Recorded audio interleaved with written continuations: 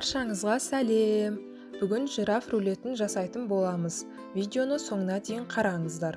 Алдымен жұмыртқаның ақуызын сары уызынан бөліп аламыз. Сосын ақуызды аппақ болып көпіргенше миксерлейміз. Содан соң шекердің жарты бөлігін салып араластырамыз. Енді шекердің қалған бөлігін сары уызға салып миксерлейміз. Сосын екеуін қосып бір келкі болғанша араластырамыз. Ұнға қамыр қопсытқышты қосып, массамызға електен өткізе отырып қозғаймыз.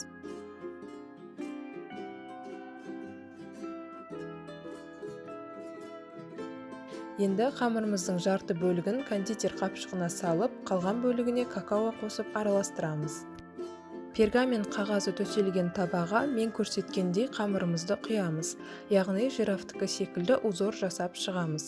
Сосын какао қосылған қамырымызды да кондитер қапшығына салып, бос жерлерді толтырып шығамыз.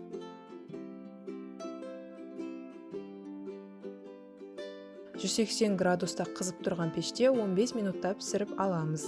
Піскен рулетімізді кішкене сулы сүлгіге орап қоямыз.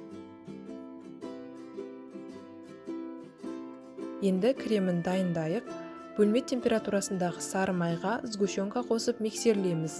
Бізде осындай қою крем пайда болады. Рулетімізді ашып, ақырында пергамент қағазынан ажыратып аламыз. Міне керемет болып шықты.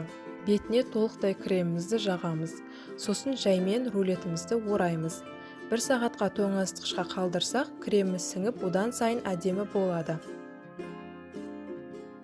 Рулетіміз дайын, жұмсақ ауызда еритін дәмді болып шықты. Міндетті түрде жасап көріңіздер. Сіздермен бірге болған Айнура. Рецептлерім ұнаса, каналыма тіркеліңіздер және видеоларыма лайк басып пікір қалдырыңыздар. Назарларыңызға рахмет.